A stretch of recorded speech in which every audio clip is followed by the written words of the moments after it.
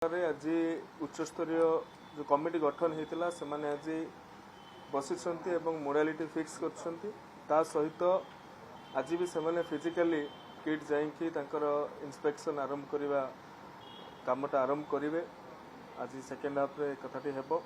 या भितर नेपाल गवर्नमेंट तरफ जो 2 जन प्रतिनिधि को ओडिशा आसिछंती सेमानक सहित parliamentary affairs minister doctor Mukesh Mahaling एवं चीफ सेक्रेटरी को उपस्थिति आमे विशद आलोचना करिछु एवं से आलोचना भितरे तांकर जहाँ जहाँ कथा थिला से माने रखिछंती।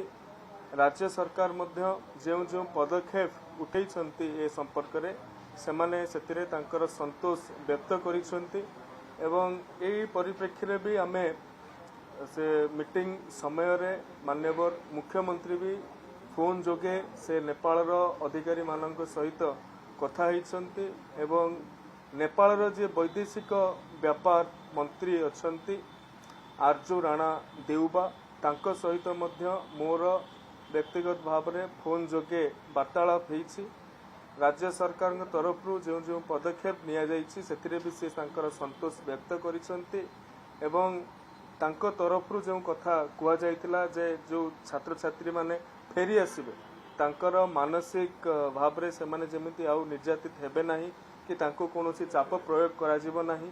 सेति पई मध्य आमे सरकारी स्तर रे एक हेल्पलाइन नंबर हेल्प डेस्क आमे करिबा को जाउछु जहा द्वारा कि नेपाल रे जो छात्र छात्री माने पहुंची गलेनी बा जो माने रास्ता रे जाउछंती से माने मध्य फेरी आसीबा पई तांको आउरी साहस लागिबो आउरी तांकर विश्वास हेबो जे नाही राज्य सरकार एथिरे केउ बळी भाबरे से माने सुरक्षित ढंग रे आसी पहुंचीबे हॉस्टल रे रही पारिबे ओ पाठ पढ़ा को पुणी थरे करि पारिबे। सेमानक परीक्षा भी 28 तारीख दिन अच्छी ताकू मध्य ध्यान रे रखिकी दृष्टि रखिकी आमे एक हेल्प डेस्क और हेल्पलाइन नंबर जारी करूछु। आमे सेमानक विश्वास दउछु राज्य सरकार ए कथा को गुरुत्वर सहित नउछु। धन्यवाद।